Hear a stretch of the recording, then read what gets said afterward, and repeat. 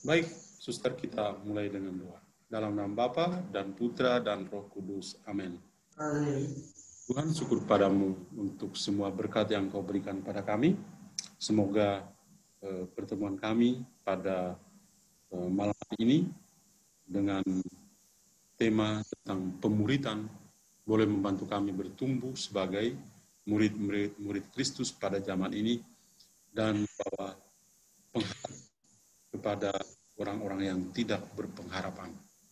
Semoga teladan pemuritan yang kau berikan pada para muridmu juga menjadi kekuatan bagi kami untuk boleh membantu banyak orang yang kami jumpai, yang kami layani dalam kehidupan kami setiap hari sebagai murid-muridmu.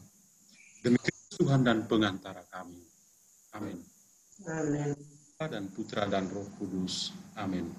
Amin.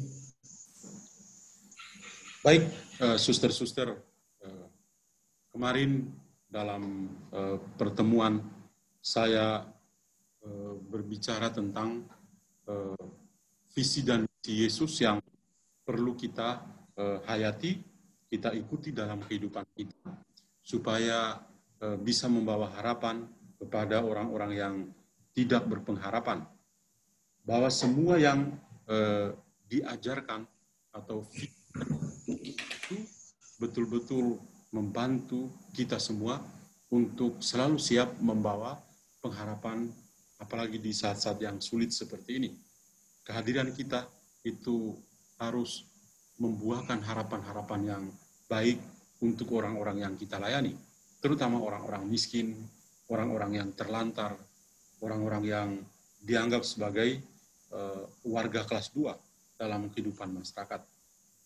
Hari ini saya akan fokuskan perhatian kita pada satu tema yang lain yang juga sangat menarik dalam Injil Lukas, yaitu tentang pemuritan. Bagaimana Yesus itu bertindak sebagai guru dan membina para murid supaya mereka bisa membawa pengharapan pada orang-orang yang tidak berpengharapan.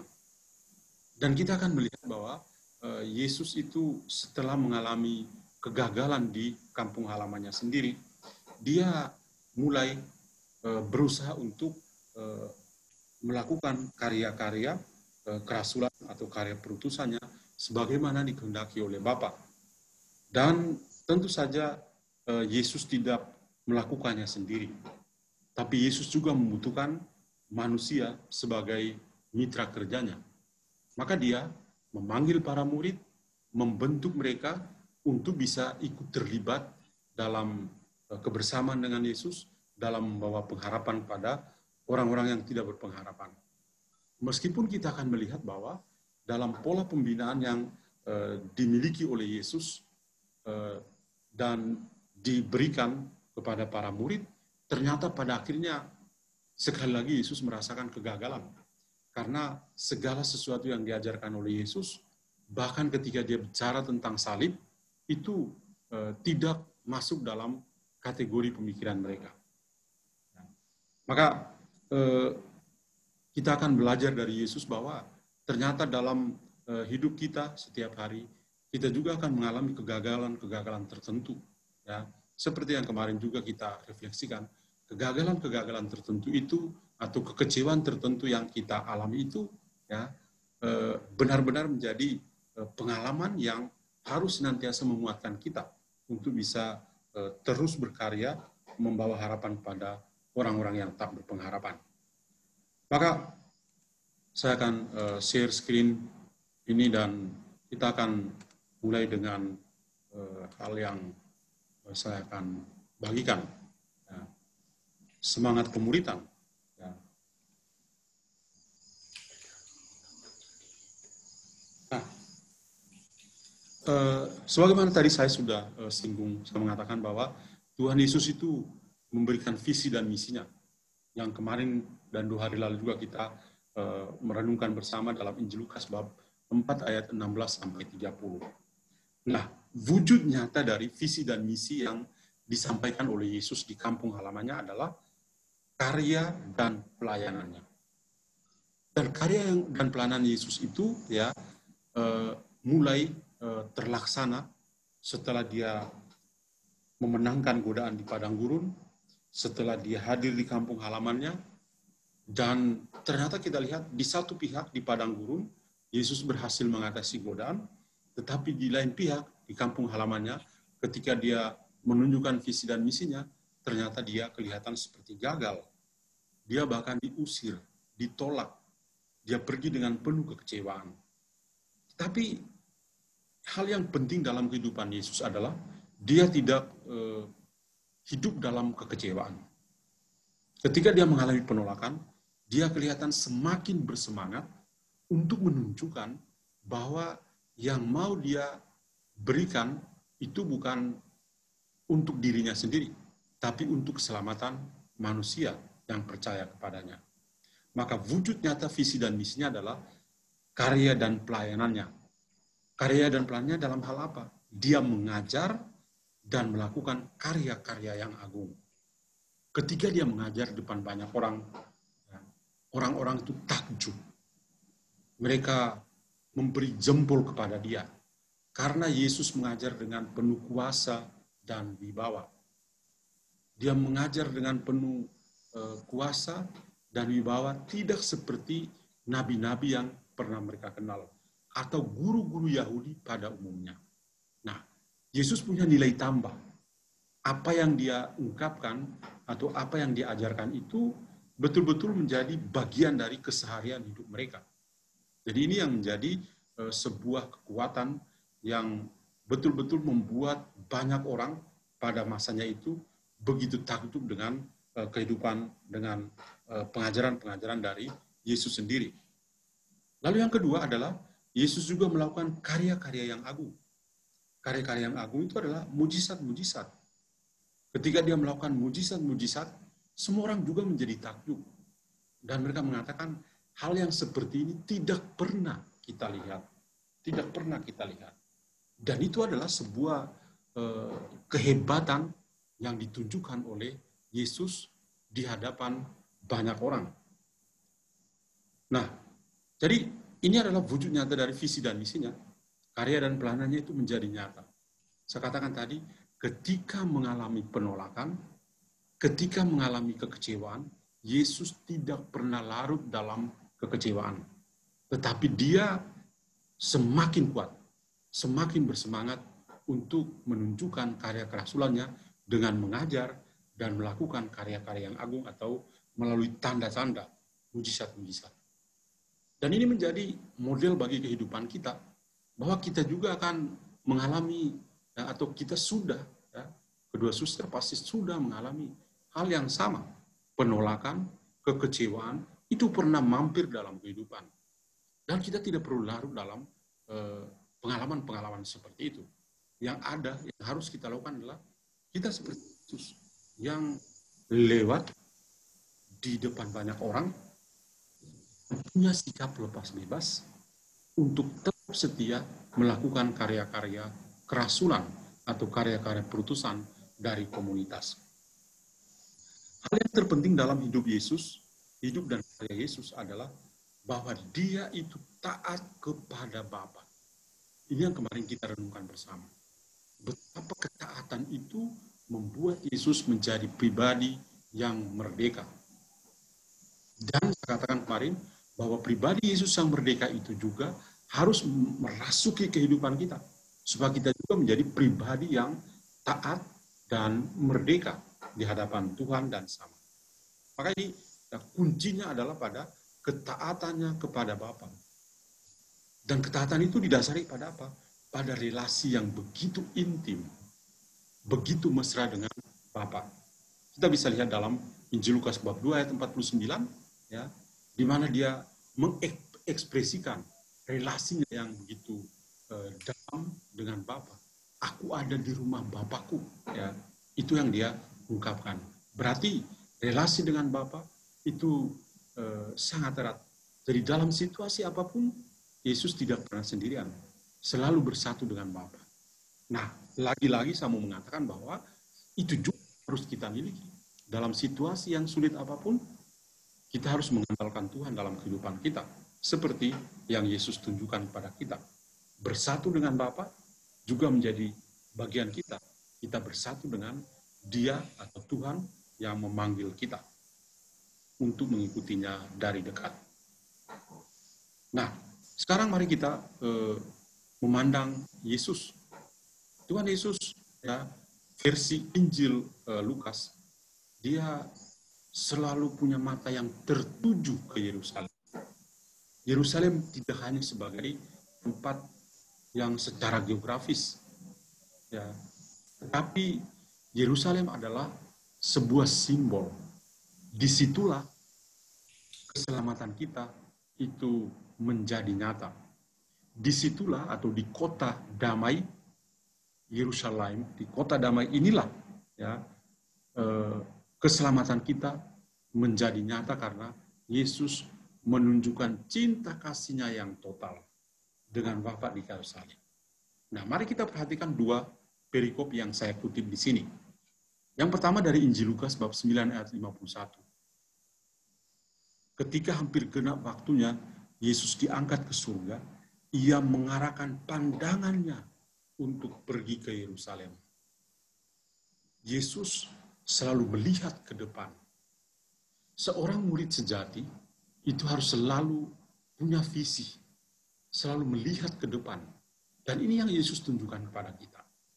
Sekali lagi, dia tidak pernah larut dalam kekecewaan, tidak pernah larut dalam penolakan yang dia alami. Justru ketika dia ditolak, tadi saya katakan, dia semakin menjadi-jadi. Dia semakin bersemangat untuk melayani dan untuk menyelamatkan manusia. Maka dalam hidupnya, dia punya mata selalu tertuju kepada ke Yerusalem. Ya. Jadi ketika hampir genap waktunya, Yesus diangkat ke surga, ia mengarahkan pandangannya pergi ke Yerusalem. Dan di sini, dari Lukas bab 9 ayat 51, Yesus itu perlahan-lahan meninggalkan Galilea, menuju ke Yerusalem, dan mewujudkan keselamatan di sana. Lalu, perikop yang kedua, itu dari Lukas bab 13 ayat 31 sampai 33, di mana dikatakan ketika hidupnya dalam bahaya, ya, dia tidak pernah takut. Ketika dia diancam oleh Herodes, dia tidak mengalami ketakutan apapun. Maka Lukas menulis seperti ini. Pada hari ini dan besok, dan pada hari yang ketiga, aku akan selesai. Tetapi hari ini dan besok dan lusa, aku harus meneruskan perjalananku. Sebab tidaklah semestinya seorang nabi dibunuh kalau tidak di Yerusalem. Jadi Yesus tidak hanya mengarahkan pandangannya ke Yerusalem, tapi wujud nyata cintanya kepada manusia adalah bahwa dia akan menjadi martir di Yerusalem. Sebab tidaklah semestinya seorang nabi itu dibunuh kalau tidak di Yerusalem. Jadi harus di Yerusalem. Ya.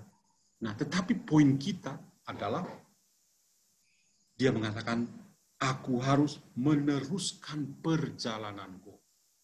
Sekali lagi diingatkan pada kita, ketika dalam kerasulan-kerasulan kita, dalam komunitas, atau dalam berpastoral dengan umat, dalam karya-karya sosial, ketika kita menemukan kesulitan, kalimat ini sangat menguatkan kita. Ya, bahwa ia atau aku harus tetap meneruskan perjalananku, sebab tidaklah semestinya seorang nabi dibunuh kalau tidak di Yerusalem. Dan ini sangat menguatkan kita. Yesus memberikan teladan kepada kita, menginspirasikan kita, supaya dalam kesulitan apapun, ya, kita tidak pernah goncang, tapi kita tetap maju terus. Ya. Orang mengatakan maju terus, pantang mundur. Nah, berkaitan dengan Yesus dan tugas perutusannya, Yesus membutuhkan murid-murid. Maka dalam pertemuan ini, ya, hari yang ketiga dalam retreat ini, saya memfokuskan perhatian kita untuk melihat diri kita sebagai murid. Bahwa selama bertahun-tahun kita berada dalam biara, Kita adalah murid, kita dipanggil, kita juga dibentuk oleh Yesus. Ya. Tidak hanya formatio yang kita alami ketika kita dalam masa pembinaan awal sebagai juniores, kemudian medior dan dan perlahan menjadi senior. Bukan hanya kita alami, tapi Yesus sendiri adalah seorang formator unggul. Dia juga membina ya para muridnya. Maka di sini saya katakan ya, Yesus membina para murid dan dia benar-benar seorang pembina atau seorang formator sejati. Melalui hidup dan karyanya, melalui perkataan-perkataannya, dia mengedukasi, dia membentuk ya para murid untuk menjadi murid yang sejati. Meskipun dia akan mengalami kekecewaan, karena tidak semua yang dia ajarkan itu betul-betul diinternalisasi, ya, betul-betul merasuki kehidupan mereka dan mereka seperti yang. Tetapi ya tidak apalah, Yesus tetap maju ya, tetap memberikan dirinya secara total untuk para muridnya. Nah, di sini ada dua langkah pembinaan. Sadar atau tidak sadar kalau kita membaca Injil Lukas, ya, ada dari bab 9 sampai bab 4 sampai bab ke-18, kita akan melihat ya dua arah dasar pembinaan dari para murid atau pembentukan para murid. Yang pertama adalah pembinaan dasar atau pembentukan yang paling dasar. Itu di Lukas bab 4 sampai bab 9. Kemudian bab 9 sampai bab 18 adalah pembentukan berlanjut atau ongoing formation. Nah, jadi saya katakan bahwa dia adalah formator sejati. Kenapa? Ternyata proses pembinaan kita sebagai orang-orang religius itu juga yang Yesus lakukan pada para murid. Adalah initial formation, pembinaan awal untuk para juniores. Ya. Kemudian ketika setelah kaul kekal, inilah pembentukan berlanjut atau pembinaan berlanjut dari Lukas bab 9 sampai 18. Dan ternyata kalau kita perhatikan baik-baik, dalam Lukas bab 4 sampai bab 9, itu paling mudah. Penuh dengan contoh-contoh yang praktis, supaya para juniores itu bisa menginternalisasi semangat tarekat misalnya. Yesus juga melakukan hal yang sama. Dengan pembinaan dasar ini hanya dengan contoh-contoh mujizat, dengan perkataan-perkataan yang kiranya bisa membentuk mereka menjadi pribadi yang utuh. Tetapi nanti di bagian yang kedua, itu akan menjadi semakin rumit.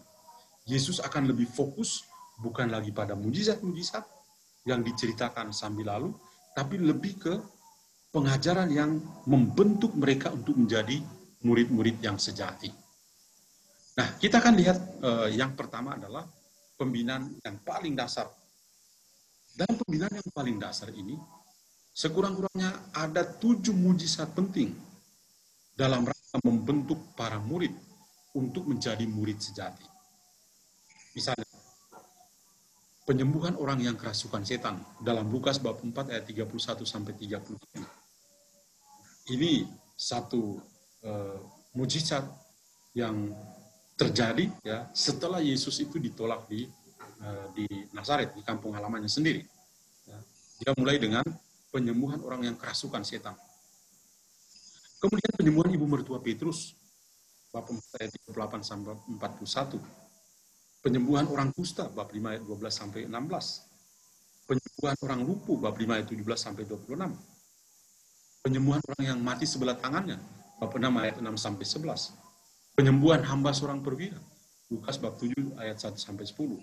Dan Tuhan Yesus juga membangkitkan pemuda Nain Lukas bab 7 ayat 11 sampai 17. Nah, ke-7 mujizat pertama ini ya, kalau kita baca baik-baik dari bab 4 sampai bab yang ke-7 ini, benar-benar ya menjadi bagian initial formation, pembinaan yang paling awal. Kenapa? Karena Yesus baru mulai berjalan bersama para muridnya. Oleh karena itu, untuk mempermudah mereka, untuk mereka bisa menginternalisasi ya, pengajaran-pengajarannya, dia kasih dengan contoh-contoh yang konkret dalam bentuk mujizat-mujizat itu. Paling kurang lebih mudah ditangkap. Sambil melihat, bisa menangkap, oh ya, ini adalah maksud dari kerajaan Allah, ini adalah maksud dari perutusan Yesus sendiri di dunia ini. Yesus adalah sang formator sejati, ya, dan pengajaran Yesus itu juga luar biasa. Dia bicara tentang persaudaraan sejati, mengasihi musuh, tidak menghakimi, memberikan pada orang lain apa yang mereka minta. Kita bisa lihat dalam Injil Lukas bab yang ke-6. Yang lain misalnya pengajaran dengan menampilkan perbedaan pendapat para ahli Taurat, kaum Farisi, dan juga Yesus. Ya. Memang ada perbedaan pendapat, tapi Yesus selalu menyetir baik-baik supaya orang-orang Farisi dan para ahli Taurat itu sekurang-kurangnya bisa memahami apa sih misi Yesus yang sebenarnya. Oleh karena itu, meskipun banyak tantangan yang dialami oleh Yesus, tapi dia tidak putus asa. Dia justru tetap berlanjut, tetap meneruskan, ya, untuk tetap berbicara, mengatakan kebenaran kepada orang-orang Farisi dan para ahli Taurat. Kemudian pengajaran yang dilakukan oleh Yesus ini bertujuan untuk membina para murid ke arah iman yang benar, tidak dangkal dan legalistis. Yesus sedang berhadapan dengan orang-orang Farisi, berhadapan dengan para ahli Taurat. Maka dia menghendaki agar para murid itu tidak bisa bersifat dangkal dan legalistis seperti orang-orang Farisi ini. Karena mereka menuntut apa yang mereka sendiri tidak bisa lakukan. Yesus tidak seperti itu. Yesus melakukannya supaya para murid melihat apa yang dilakukan oleh Yesus dan mengikutinya. Nah, ini yang namanya sequela Christi. Mengikuti jejak Kristus itu seperti ini. Yesus tidak hanya omong, tapi dia tunjukkan di dalam kehidupannya. Maka sebagai seorang formator, pembina, ya Tuhan Yesus itu, ya, dalam pengajarannya dia membina para murid ke arah yang benar. Supaya mereka betul-betul mengimani Yesus yang benar. Mereka tidak bersifat sebagai superficial atau dangkal dan cenderung menjadi legalistis seperti orang-orang Farisi. Hanya dengan demikian, ya, maka Yesus di sini menunjukkan jati dirinya sebagai penyelamat, satu-satunya keselamatan bagi banyak orang. Jadi keselamatan sejati itu hanya ada dalam diri Yesus Kristus. Kita bisa lihat dalam Injil Lukas bab 6 dan bab yang ke-7. Apa sih manfaat dari pembinaan dasar di bagian pertama, bab 4 sampai bab 9 ini? Manfaatnya adalah begini, pengalaman para murid perdana atau para murid ketika barusan mengikuti Yesus, mereka itu menjadi pribadi yang matang.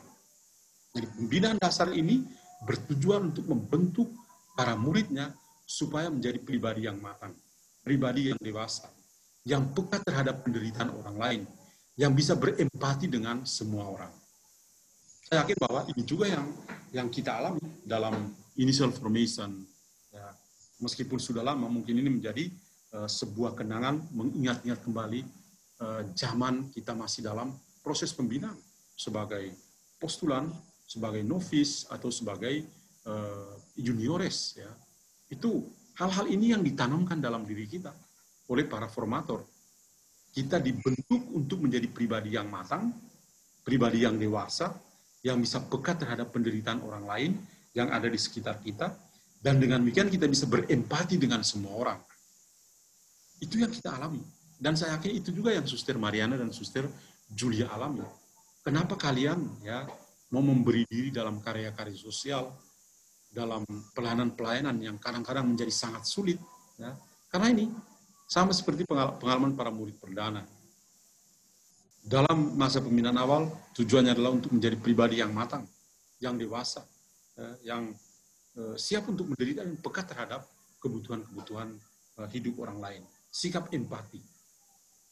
Yang kedua adalah Yesus menyembuhkan semua jenis penyakit. Meskipun dia bukan dokter spesialis, tapi bahwa dia bisa menyembuhkan semua penyakit. Dan konsekuensinya bagi kita sebagai orang yang mengikuti dia adalah kita juga dengan hidup dan karya kita bisa menyembuhkan orang dari sakit penyakit mereka. Tentu saja bukan dengan obat-obatan, kehadiran kita, tutur kata kita, perilaku hidup kita, itu adalah obat yang mujarab bagi saudara-saudara kita. Orang-orang miskin, ketika disapa, mereka merasa mereka eksis. Ya. Orang-orang yang tidak berpengharapan, ketika disapa, mereka akhirnya bisa punya pengharapan. Mujizat penyembuhan terjadi di depan orang banyak dan terbuka. Yesus ketika dia membuat mujizat tidak sembunyi-sembunyi. Selalu dia lakukan di hadapan banyak orang. Dan itu yang memang luar biasa. Ya. Kemudian satu hal lagi adalah kehendak Yesus. Ya. Yesus menghendaki supaya para murid itu melihat. Dan tidak hanya melihat, tapi melakukan. Para murid itu seolah-olah sedang live in bersama Yesus. Jadi ya, magang bersama Yesus. Lihat apa yang Yesus kerjakan, itulah yang harus mereka ikuti di kemudian hari.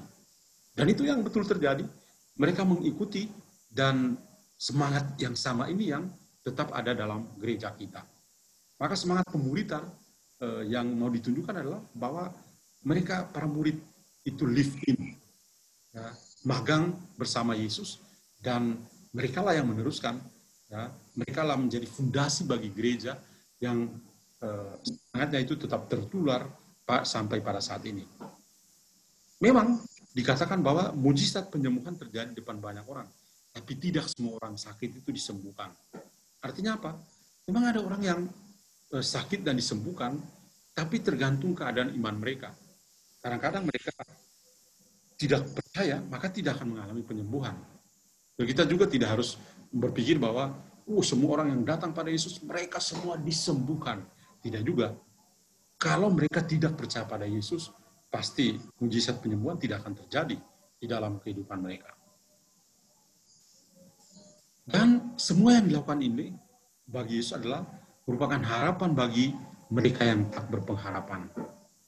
Penyembuhan-penyembuhan yang dilakukan oleh Yesus merupakan tanda bahwa Allah itu sungguh memperhatikan orang-orang yang sakit dan terbeban. Orang-orang itu adalah sahabat-sahabat dari Yesus sendiri. Ya, jadi penyembuhan merupakan sebuah tanda, ya, sinyum bahwa Allah itu berpihak pada orang-orang yang menderita, berpihak pada orang-orang yang sakit. Nah, ini juga yang menjadi visi dan misi dari Yesus sendiri. Ya, orang yang buta bisa disembuhkan. Dan orang-orang yang sakit ini adalah orang-orang tidak punya pengharapan. Dan bagi mereka lah diberikan pengharapan akan keselamatan yang Yesus wartakan. Kita perhatikan gambar ini, Yesus dengan gestur tubuh yang ada, dan para murid sebagian yang memperhatikan dia, betul-betul sangat inspiratif. Ya, diharapkan supaya mereka-mereka ini akan melakukan apa yang sudah dilakukan oleh Yesus, berupa penyembuhan dan memperhatikan orang-orang yang sangat-sangat membutuhkan. Dan apa yang dilakukan oleh Yesus ini sungguh menunjukkan bahwa Allah itu mengasihi orang sakit. Tetapi Yesus sendiri tidak ingin tampil sebagai seorang penyembuh. Dia mau menjadi single fighter, ya, yang mengatakan ini loh, untung ada saya maka dia sembuh. Tidak.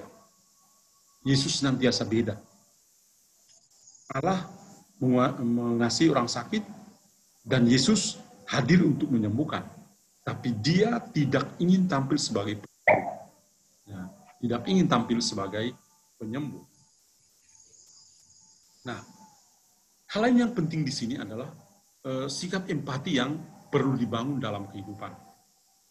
Yesus ketika membuat mujizat, memberi makan kepada banyak orang, dia mengatakan pada para muridnya, kamu harus memberi mereka makan. Nah, ini memang luar biasa. Kamu harus memberi mereka makan. Itu adalah sebuah bahasa yang menunjukkan, ya, bahwa Yesus betul-betul memberi pengharapan pada mereka yang tidak berpengharapan. Mereka yang lapar, mereka yang haus, ya, mereka yang tidak punya pakaian, mereka yang tidak punya rumah, mereka yang dalam perjalanan, mereka yang sakit, mereka yang dalam penjara. Orang-orang yang tidak berpengharapan inilah yang perlu diberikan harapan supaya mereka hidup layak di hadirat Tuhan. Hati Yesus itu penuh dengan belas kasihan kepada orang yang menderita. Ketika dia melihat orang menderita, hatinya selalu bergerak oleh belas kasih. Nah, hidup religius kita itu menjadi bermakna ketika kita punya empati. Ada rasa belas kasih yang besar. Belas kasih kepada orang-orang yang tidak berpengharapan. Pemindahan sisi yang lain, yaitu menyangkut hubungan yang benar dengan Yesus, ya, dengan meninggalkan hidup yang lama. Ya. Yesus adalah Mesias yang menderita, bukan Mesias yang jaya dalam pikiran manusia kita. Ya, kita lihat sosok Petrus itu, ya, ketika sebelumnya itu aku Yesus sebagai Mesias anak Allah yang hidup, tapi ketika Yesus mengatakan tentang penderitaan, Petrus segera menolak dan melarang Yesus sampai Yesus, ya, menegur dengan keras, "Enyahlah kau iblis." Jadi dalam formatio ini, relasi pribadi antara Yesus dan para murid itu dibereskan.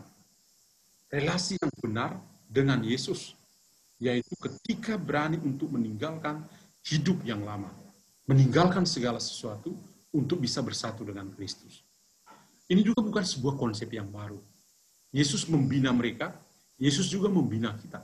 Dan dalam perjalanan hidup kita, kita sudah meninggalkan segala-galanya. Kita sudah tinggalkan berpuluhan tahun, ya. Itu Suster Julia dan Suster Mariana merasakan itu. Sudah puluhan tahun, ya, kalian juga meninggalkan segala-galanya. Dan ini suatu hal yang indah. Nah, keindahan dalam panggilan kita itu seperti itu, menjadi nyata seperti itu. Maka dampak hubungan yang tidak benar, ya, kadang-kadang bisa terjadi. Para murid dengan Yesus kadang-kadang punya relasi yang tidak begitu bagus. Ada rasa kecewa, ada sakit hati, ada luka batin, tidak bisa berempati dengan sama. Itu juga terjadi dalam komunitasnya Yesus. Nah, jadi tidak semua itu begitu indah ketika mereka bersama dengan Yesus. Dalam bayangan kita adalah kita mau keindahan, kita mau relasi yang begitu intim. Ya, tetapi pada kenyataannya ketika para murid bersama dengan Yesus, mereka juga kecewa. Setelah Yesus wafat di kayu salib, mereka semua kecewa. Mereka mau kembali ke hidup mereka sebelumnya, yaitu sebagai nelayan. Ya, ada sakit hati, ada luka batin, tidak bisa berempati dengan sesama. Itu juga dialami oleh para murid. Dan itu juga yang sedang dialami oleh gereja.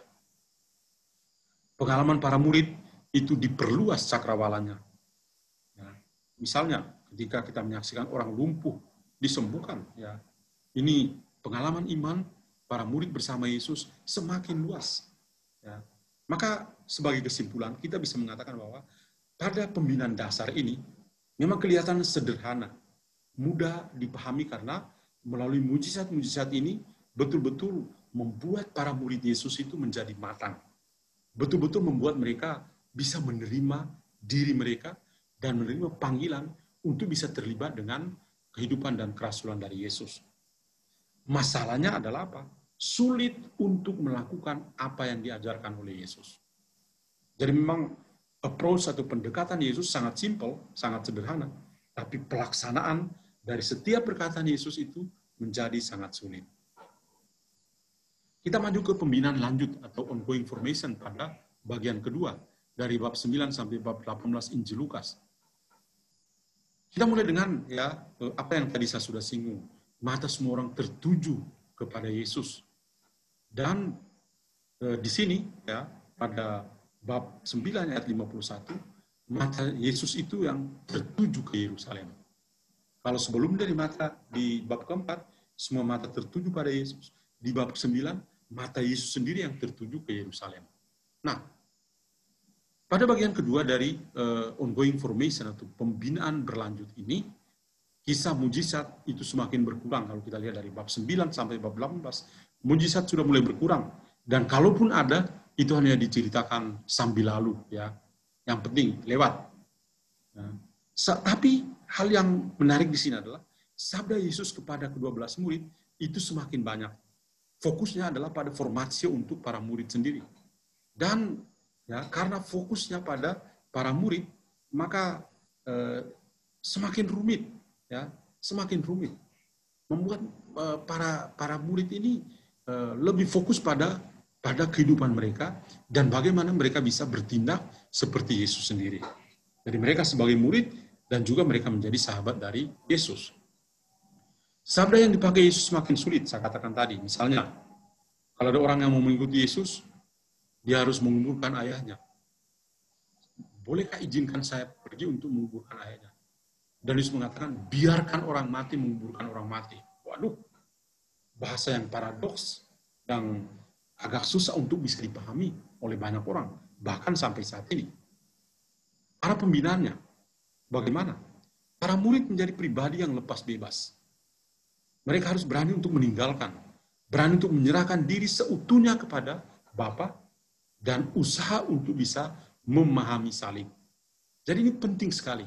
Dari bab 9 sampai bab 18 Injil Lukas, kita melihat formatio untuk pembentukan berlanjut, itu arahnya sangat jelas di sini.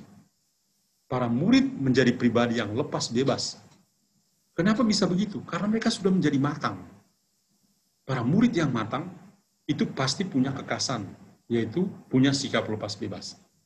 Dan yang kedua adalah, para murid juga bisa menyerahkan diri seutuhnya kepada Bapa.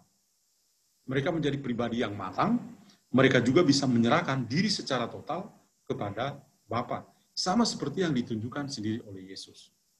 Dan yang ketiga adalah, usaha mereka untuk bisa memahami misteri salib. Yesus berkali-kali berbicara tentang penderitaannya. Bahwa dia akan menderita, dia akan disalibkan, akan mati dan bangkit pada hari ketiga. Dan Yesus mengupayakan supaya penderitaannya ini, atau penderitaan pada salib, atau misteri salib ini harus betul-betul ditangkap oleh para muridnya. Apalagi mereka berada dalam ongoing formation. Pola pembinaan dan buahnya, ya. Tujuan pembinaan dalam bagian kedua, ongoing formation ini adalah untuk mengikuti Yesus lebih dekat lagi. Sebuah bahasa yang kita temukan dalam konstitusi, ya. Mengikuti Yesus lebih dekat lagi, atau mengikuti Yesus dari dekat. Bagaimana itu? Hidup bersama dengan Dia, mengikuti teladannya. Ini adalah program kehidupan kita. Bertahun-tahun kita ikut Yesus, dan kita mengalami yang seperti ini. Mengikuti Yesus dari dekat atau lebih dekat lagi. Kita juga hidup bersama Yesus di dalam komunitas masing-masing. Dan kita juga mengikuti teladan Yesus. Sequela Christi, mengikuti jejak Kristus. Ya. Itu yang kita rasakan dalam ongoing formation atau pembentukan berlanjut. Lalu buahnya apa? Wah, ini memang sangat menyedihkan. Buahnya adalah kegagalan dan kekecewaan. Dalam hal apa itu? Ketika Yesus bicara tentang penderitaan, para murid geleng-geleng kepala. Tidak bisa menerima penderitaan di dalam kehidupan mereka. Mereka belum mengerti, belum bisa memahami misi dari Yesus. Saya kutip dengan kutipan-kutipan ini, nanti baru suster berdua melihat ayat-ayat yang saya sebutkan di sini. Nah, jadi buah dari pembinaan berlanjut itu ternyata tidak enak sama sekali. Buahnya ada kegagalan dan mengecewakan. Ya. Dan ini terjadi karena apa? Karena mereka belum mengerti. Mereka belum bisa memahami misi Yesus sendiri. Padahal visi dan misi di bab keempat itu sangat jelas. Tapi para murid punya euforia tersendiri. Mereka menyaksikan mujizat, terlibat dalam mujizat-mujizat Yesus, dan mereka berpikir selesai. Tapi ternyata bukan begitu. Ya. Mereka tidak banyak mengerti, ya, dan tidak banyak memahami misi Yesus sendiri. Maka bagaimana dengan kita? Ya, kita mengikuti Yesus dari dekat dengan mengalami pola pembinaan yang mirip dengan para murid. Banyak hal yang kita juga tidak mampu memahaminya. Jadi, pembinaan dasar dan pembinaan berlanjut itu kita sedang alami. Sudah alami dan sedang kita alami. Mirip saja, mirip sekali dengan apa yang dialami oleh Yesus dan para muridnya.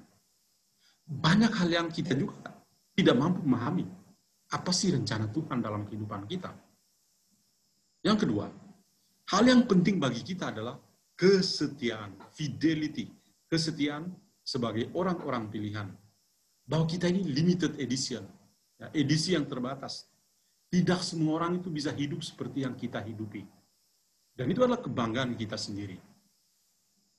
Kebanggaan kita adalah kita harus hidup sebagai pribadi yang taat, miskin, dan murni. Dan itu tidak semua orang akan hidup seperti itu. Dan kita tidak hanya hidup sebagai orang yang taat, miskin, dan murni, tapi kita juga hidup dalam kebersamaan di dalam komunitas. Ini luar biasa. Inilah kesaksian. Sebuah tanda kesaksian yang bisa kita tunjukkan pada banyak orang. Dan yang terakhir adalah semangat pemuridan akan membantu kita untuk membawa harapan bagi orang-orang yang tidak berpengharapan. Mereka adalah kaum papa miskin. Mereka adalah anak-anak muda yang miskin secara intelektual. Mereka adalah orang-orang yang perlu diberdayakan secara ekonomis, secara sosial, dan lain sebagainya. Jadi mereka adalah kaum papa miskin yang selalu ada bersama kita. Di mana kita berada, pasti ada orang miskin yang perlu kita perhatikan. Maka sebagai refleksi adalah begini. Kita adalah murid Kristus. Bagaimana memberi harapan pada orang-orang yang tidak berpengharapan di komunitas? Nah, bagaimana itu? Kita memberi harapan pada orang-orang yang tidak berpengharapan. Ya. Di banyak komunitas ada PKP, di banyak komunitas ada janda-janda, atau siapa yang tidak bekerja. Ya, bagaimana kita memberikan pengharapan pada mereka yang tidak berpengharapan? Dan yang kedua, bagaimana kita menyikapi kegagalan-kegagalan sebagai murid di tengah karya perutusan kita. Tadi kita lihat dua jenis pembinaan dasar dan pembinaan berlanjut. Ternyata hasil atau buahnya adalah kegagalan, mengecewakan. Karena apa? Orang tidak mengerti apa yang Yesus hayati. Dan itu juga yang akan menjadi bagian dalam kehidupan kita. Banyak kali kita juga mengalami kegagalan.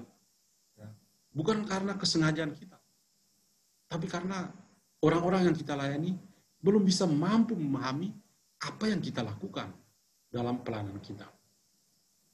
Rasanya kita memberi segala-galanya. Tapi ketika kita berhadapan itu, rasanya seperti kita gagal total. Apakah kita harus kecil hati? Tadi saya sudah mengatakan, Yesus meskipun ditolak dan merasa gagal, dia lewat saja dan terus berjalan, terus melakukan karya-karya besar dalam kehidupannya. Maka itulah para suster tema yang saya bawakan dalam pertemuan kita kali ini tentang pembentukan para murid yang saya katakan tadi, ya, suster berdua itu sudah puluhan tahun yang lalu merasakan yang namanya masa juniorat. Kemudian sekarang ini adalah ongoing formation, pembentukan berlanjut melalui kursus-kursus, melalui pelayanan-pelayanan yang diperbaharui dan lain sebagainya. Tentu saja ya, saya yakin bahwa nanti dalam sharing-sharing suster berdua akan melihat berapa kali suster itu gagal dalam karya pelayanan. Setelah bertahun-tahun di SMP Aloysius, ya akhirnya pergi juga seperti, waduh, seperti itu. Suster Mariana punya pengalaman. Suster Yulia dengan karya-karya sosial. Berapa kali suster juga merasa, aduh, seperti I'm wasting my time, ya, saya seperti membuang-buang waktu saya, ya. Seperti itu. That's normal. Itu adalah normal saja. Karena apa? Ternyata Yesus sudah mengalaminya. Dan kita baru mengalami kemudian. Tapi dengan konferensi ini, yang diharapkan adalah bagaimana kita menunjukkan kedewasaan kita untuk bisa menyikapi segala sesuatu yang terjadi. Semalam saya mengatakan, kita mengalami itu tidak jauh-jauh. Kita mengalami dalam komunitas kita sendiri. Di mana kita berada, di mana kegagalan itu bisa terjadi. Semalam saya bicara tentang apresiasi, kemampuan untuk mengapresiasi sangat sedikit, sangat lemah. Ya, say thanks, ya, menyampaikan rasa syukur. Aduh, Injil hari ini sangat menarik loh. Setelah 10 orang kusta disembuhkan, hanya satu yang datang untuk berterima kasih. Ya. Rasanya Yesus gagal, ya. Tapi Yesus tidak gagal. Ya, 10 orang kusta yang datang berterima kasih hanya orang Samaria. Nah, jadi itu. Tapi kita punya pedoman, kita punya model hari ini juga adalah Santo Martin de Tours, ya, Martinus dari Tours, seorang kudus yang hebat sekali, yang meskipun di atas kudanya yang perkasa, dia lihat seorang pengemis yang miskin dan dia tunjukkan apa? Memberikan harapan kepada yang tidak berpengharapan. Si pengemis miskin itu kedinginan, dan Martin itu membuka mantelnya, membelahnya menjadi dua, dan dia berikan setengah mantelnya kepada orang miskin yang kedinginan. Dan pada malam hari Martinus Leturus bermimpi dan melihat Tuhan Yesus pakai mantel yang menjadi miliknya. Memberikan harapan pada yang berpengharapan, itu seperti Martin Leturus yang hari ini kita rayakan pestanya.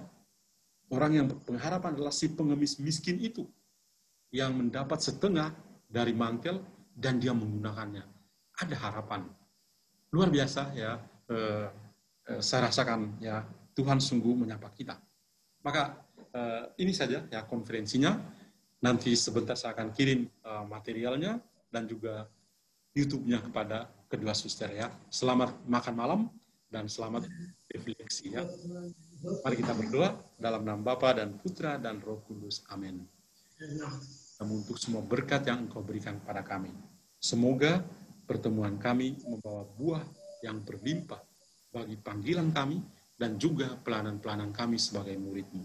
Demi Kristus Tuhan dan pengantara kami. Amin. Dalam nama Bapa dan Putra dan Roh Kudus. Amin. Terima kasih banyak ya. Ya.